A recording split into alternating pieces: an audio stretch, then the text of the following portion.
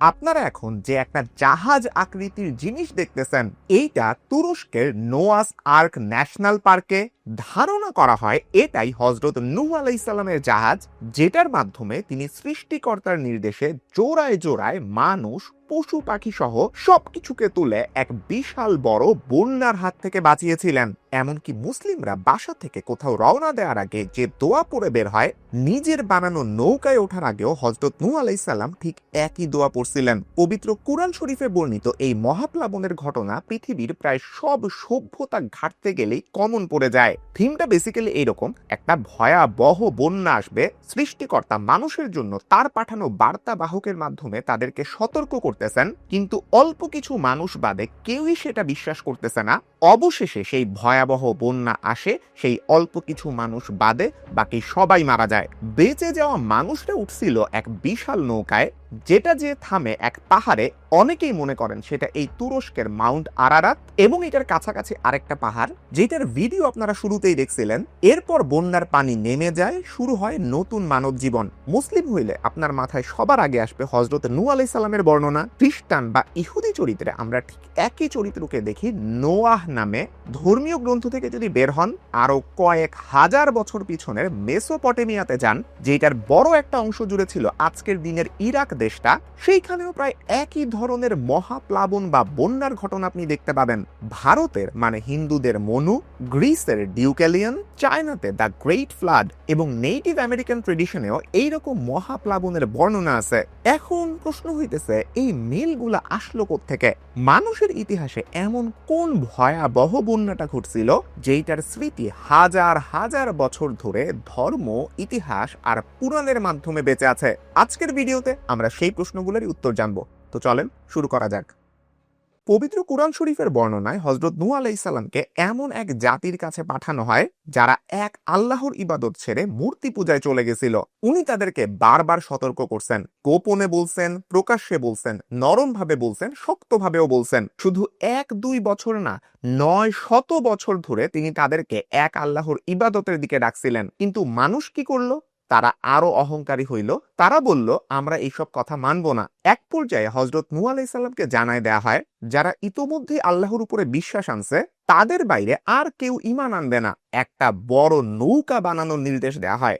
মানুষ যখন দেখে মরুভূমির মতন একটা জায়গায়, যেখানে পানির ছিটে ফোটা নামগন্ধ নাই, এইখানে একজন নবী বিশাল এক নৌকা বানাইতেছেন যেটা পানিতে চলবে, এইটা দেখে তখন তারা আরো হাসাহাসি করে। এইখানে আবার কোনো বন্যা হইতে পারে নাকি? ঠিক তারপরেই আসে সেই শাস্তি। মাটি ফুঁড়ে পানি বের হয়, আকাশ থেকে প্রবল বৃষ্টি নামে, পানির এক একটা ঢেউ পাহাড়ের সমান উঁচু হয়ে ওঠে। নূহ আলাইহিস সালাম যারা ঈমান আনছিল এবং জোড়ায় জোড়ায় প্রাণী যারা নৌকায় উঠছিল, তারা বাদে বাকি সবকিছু পানিতে ঢেকে ফেলে। একটা সময় পানি নামতে শুরু করে, নৌকা যে একটা পাহাড়ের গায়ে থামে। একটা জিনিস খেয়াল করেন, কুরআন শরীফের বর্ণনায় এই নৌকাটা কত ফুট লম্বা ছিল, কয় তলা উঁচু ছিল, কোন কাঠ দিয়ে বানানো হয়েছিল এই নৌকা, ফোকাসটা এই দিকে না। মূল মেসেজটা হইতেছে সৃষ্টিকর্তার আনুগত্য আর তাকে অস্বীকার করার মতন যে অহংকার, এই দুইটা জিনিসের কনফ্লিক্ট। এইবার আসা যাক খ্রিস্টানদের বাইবেলে। একই ধরনের বর্ণনা বাইবেলেও আছে। বাইবেলের বই জেনেসিসে নোয়াহকে বলা হয় একটা বিশাল বড় আর্ক বানাইতে। আর্ক মানে হইতেছে বিশাল বড় সাইজের নৌকা। বাইবেলে আর্কের বিস্তারিত মেজারমেন্ট পর্যন্ত দেয়া আছে। কয়েকশো কিউবিট লম্বা, 3 তলা সমান উঁচু, হাইট, উইডথ এগুলা নির্দিষ্ট। কিউবিট জিনিসটা কি? বেসিক্যালি হাতের কোনই থেকে মধ্যাঙ্গুল পর্যন্ত যে দৈর্ঘ্য, এইটার সমান মাপের একটা প্রাচীন একক। বাইবেলের ভাষ্য মতে পৃথিবীতে 40 দিনে 40 রাত বৃষ্টি হয়। পানি এত বাড়ে যে সব উঁচু পাহাড় পর্যন্ত ঢেকে যায়। এত লম্বা একটা সময় ধরে ভেসে থাকার পরে নোয়া প্রথমে লেবেন বা কাক ছাড়েন, পরে ডাব বা ঘুঘু ছাড়েন। একটা সময় সেই ডাব অলিভ লিফ বা জলপাইয়ের পাতা নিয়ে ফেরত আসে। নোয়া বুঝতে পারেন অবশেষে বন্যার পানি নামছে, জমি শুকানো শুরু করছে।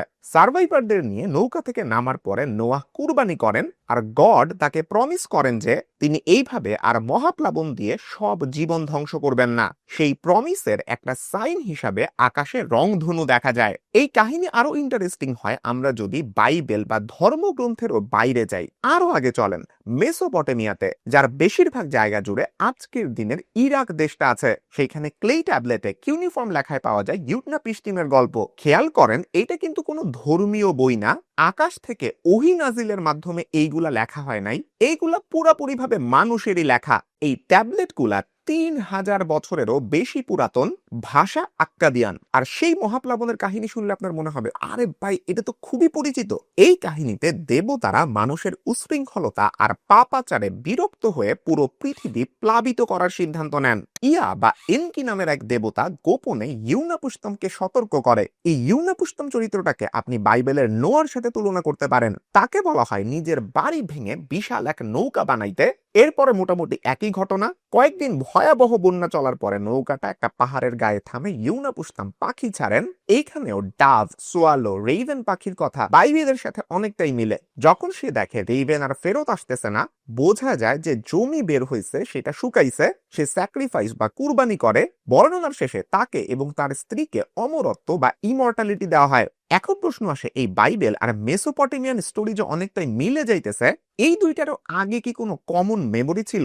একাডেমিক স্কলারদের একটা বড় অংশ মনে করেন এনশিয়েন্ট নিয়ার ইস্ট বা বর্তমানের মধ্যপ্রাচ্য, এখানকার প্রাচীন সভ্যতাগুলোর অঞ্চলে এক সমাজের ধারণা বা গল্প অন্য সমাজে ছড়ায় যাওয়া ছিল খুবই নর্মাল একটা ব্যাপার। কিন্তু সমস্যা আরেকটা জায়গায়, এই মহাপ্লাবন যদি শুধুমাত্র মধ্যপ্রাচ্য বা তার আশেপাশের এলাকাতেই হইতো, এইটার গল্পটা শুধুমাত্র মিডল ইস্টেই সীমাবদ্ধ থাকতো, রাইট? কিন্তু না, পৃথিবীর অনেক দূরের কালচারেও এই মহাপ্লাবনের কথা বলা আছে, যাদের মধ্যে ঐতিহাসিকভাবে কোনো যোগাযোগ থাকার তেমন কোনো এভিডেন্স নাই। যেমন হিন্দু ট্রেডিশনে মনুর গল্প আছে, একটা ছোট মাছ তাকে আগেই সতর্ক করে। মাছটা বড় হতে হতে পরে বিষ্ণুর মৎস্য অবতার হিসেবে পরিচয় দেয়। মৎস্য অবতার মানে বিষ্ণুর মাছের রূপ। মনুকেও একটা নৌকা বানাইতে বলা হয়, প্রাণী থেকে শুরু করে জীবনের বীজ সেখানে তুলতে বলা হয়। পানি যখন বাড়ে সেই মাছ তখন নৌকাকে একটা সেফ জায়গায় টেনে নেয়। পানি নামার পরে মনু আবার মানব জীবন নতুন করে শুরু করার অংশ হয়। গ্রিক ঐতিহ্যেও ডিউকেলিয়নের কাহিনী আছে।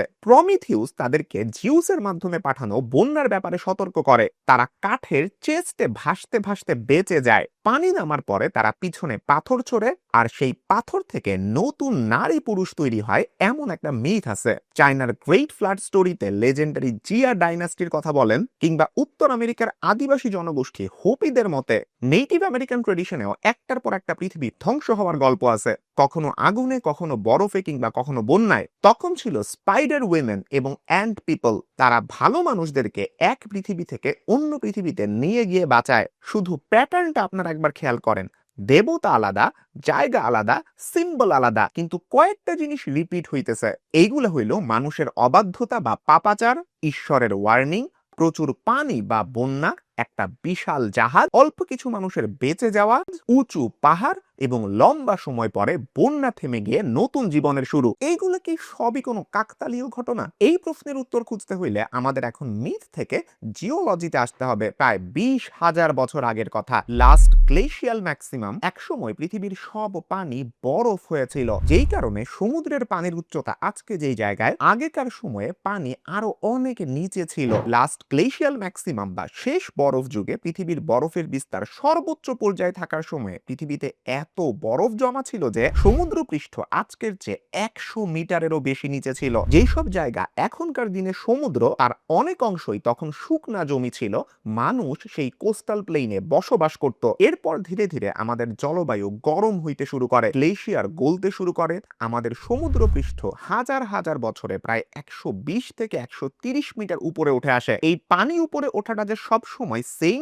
গতিতে হইছে ব্যাপারটা এরকম না। কিছু কিছু সময় পানি খুব দ্রুত বাড়ছে, যেমনটা ছিল প্রায় 14,600 বছর আগে মেল্ট ওয়াটার পালস 1A পর্বে। তখন বরফ খুবই দ্রুত গলতেছিল, আর সমুদ্র পৃষ্ঠ হঠাৎ করে একবারে অনেক বেশি বাইরে গেছিল। আর এমনিতে কয়েক শতাব্দীর মধ্যে সি লেভেল 10 থেকে 20 মিটার পর্যন্ত বাড়তে পারে। এই পুরা সবগুলা ঘটনা আজকের কনটেক্সটে চিন্তা করেন। আজকের মডার্ন সিটিতে মাত্র 1-2 মিটার সমুদ্র পৃষ্ঠের উচ্চতা বাড়লেই আমরা কত টেনশনে পড়ে যাই। ইন্দোনেশিয়ার রাজধানী ওরা জাকার্তা থেকে শিফট করে অন্য একটা শহরে নিয়ে যাইতেছে, কারণ এই জাকার্তা শহরটা আস্তে আস্তে পানির নিচে ডুইবে যাইতেছে। বাংলাদেশের খুলনা সাতক্ষীরা অঞ্চলের অনেক এলাকা আজকে থেকে একটা সময় পরে পুরাপুরি পানির নিচে তলায় যাবে। আর খালি চিন্তা করেন তখনকার সময়ে কয়েক প্রজন্মের মধ্যে যখন এই 10 মিটার থেকে 20 মিটার সি লেভেল রাইজ বা সমুদ্রপৃষ্ঠের উচ্চতা বৃদ্ধি হইতো, তাদের থাকার জায়গা, শুকনা জমি টমি সবকিছু তলায় যেত পানির নিচে। এইটা তো লিটারেলি ওদের জন্য কেয়ামত, দুনিয়া ধ্বংসের মতন ব্যাপার। আর সব বন্যাই কিন্তু সি লেভেল রাইজের মতন এতটা আস্তে আস্তে আসে নাই। গ্লেশিয়ার লেক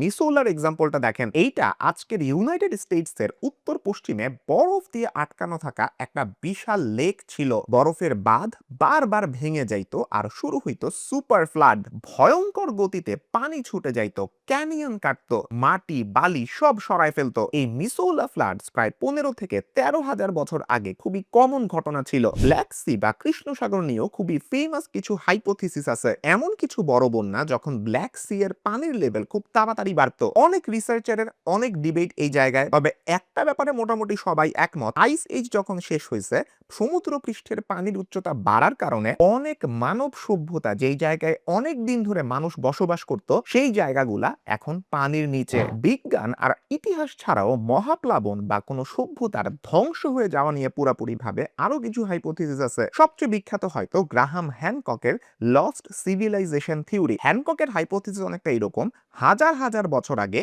একটা সুপার সিভিলাইজেশন ছিল, তাদের হাতে সম্ভবত অ্যাডভান্সড অ্যাস্ট্রোনমি, ইঞ্জিনিয়ারিং বা খুবই উন্নত টেকনোলজি ছিল। কিন্তু একবার এইরকম একটা মহা বিপর্যয়, যেমন এতক্ষণ যে মহাপ্লাবন বা বন্যার কথা আমরা আলোচনা করছি, সেইটার মাধ্যমে তাদের সভ্যতা পুরোপুরি ধ্বংস হয়ে যায়। যারা বেঁচে থাকে তারা ছড়ায় যায় পুরা পৃথিবীতে, আর যারা বেঁচে থাকে তারাই পরে তৈরি করে গোবেকলি তেপে, বালবেক, বর্তমান লেবাননের প্রাচীন বিশাল পাথরের স্থাপনার জন্য পরিচিত একটা প্রত্নতত্ত্বস্থল, মিশরের পিরামিড, স্ফিংসের মতো মনুমেন্ট, এই রকমের জিনিসগুলা। মানে আগে একটা সুপার সিভিলাইজেশন ছিল, তাদের অনেকেই ধ্বংস হয়ে গেছে, যারা বাইচে ছিল তারাই পরে সভ্যতাকে কন্টিনিউ করছে। সুপার সিভিলাইজেশনের কথা আসলে গিজার পিরামিডের কথাও আসে। আপনারা বিভিন্ন জায়গায় দেখছেন এই পিরামিড নাকি এলিয়েনরা এসে তৈরি করে দিয়ে গেছিল। তবে বাস্তবে সুপার সিভিলাইজেশনের মানুষটা করছিল নাকি অ্যাকচুয়াল মিশরীয়রা এটা বানাইছিল, এইটা নিয়ে ডিবেট হয়। মিশরের গিজাতে বিভিন্ন সময়ে খনন শ্রমিকদের গ্রাম পাওয়া গেছে। বিশাল একটা কনস্ট্রাকশন প্রজেক্ট যেখানে হয় সেখানে যা থাকার কথা সবই এখানে আছে। এছাড়া পিরামিডের ভিতরে পাথরের উপরে বা মর্টারে পাওয়া যায় 4th ডাইনেস্টি এর রাজাদের নাম, Khufu, Khafre, Menkaure. Radio carbon dating এও অর্গানিক স্যাম্পল গুলা 2600 থেকে 2500 বিসি এর আশেপাশে গিয়ে মিলে, যা হিস্টোরিক্যাল রেকর্ডের সাথেও ম্যাচ করে। মানে বোঝায় গিজার পিরামিড গুলা কোনো সুপার সিভিলাইজেশনের মাধ্যমে তৈরি না, বরং বাস্তব পিরামিড প্রাচীন মিশরীয়রাই তৈরি করছিল। আর পিরামিডে ইঞ্জিনিয়ারিং এভলিউশনও দেখা যায়। প্রথমে স্টেপ পিরামিড, পরে বানানো হয় বেন্ট পিরামিড। বেন্ট পিরামিডের ডিজাইন প্রবলেম থাকলেও পরে গিজার পিরামিডে সেটা রিফাইন করা হয়েছিল। ট্রায়াল এন্ড এররের মাধ্যমে প্রজন্মের পর প্রজন্ম যে আসলে নিজেদের ইঞ্জিনিয়ারিংকে ইমপ্রুভ করছে, সেটাই তার প্রমাণ। এখন আমি যত কথাই বলি, আপনাদের মধ্যে অনেকেই বিশ্বাস করবেন পিরামিড আসলে এলিয়েনরা বানাইছিল, অনেকে বিশ্বাস করবেন পিরামিড মানুষ বানাইছিল। এইটা নিয়ে ডিবেট চলতেই থাকবে। সো আজকের ভিডিওটা মেইনলি ছিল হযরত নূহ আলাইহিস সালাম কিংবা খ্রিস্টান ধর্মের নোয়াহ, তাদেরকে ঘিরে যে একটা বড় বন্যা, একটা বড় নৌকা বানানোর বর্ণনা পাওয়া যায়, সেটা কেন আমরা প্রায় সব সভ্যতা, সব ধর্মের কাহিনীতেই অনেকটা দেখতে পাই। প্রত্যেকটা ধর্ম, প্রত্যেকটা সভ্যতার এই মহাপ্লাবনের কাহিনী কিভাবে একটা আরেকটার সাথে ইন্টারকানেক্টেড, এবং বাস্তব পৃথিবীতেও আসলে যে এই ধরনের মহাপ্লাবনের অস্তিত্ব থাকতে পারে, সেটা জিওলজিক্যাল হিস্ট্রির মাধ্যমেও কিভাবে বোঝা যায়, এই ব্যাপারগুলো নিয়ে আজকের ভিডিওতে আলোচনা করছি। আপনাদের যদি এই ধরনের কন্টেন্টগুলো ভালো লাগে, আপনারা চ্যানেলটা সাবস্ক্রাইব করে রাখতে পারেন এবং পাশে থাকা বেল আইকনটা প্রেস করতে কখনোই ভুলবেন না। সবাই ভালো থাকবেন, সুস্থ থাকবেন, দেখা হবে ইনশাআল্লাহ পরবর্তী ভিডিওতে। আল্লাহ হাফেজ।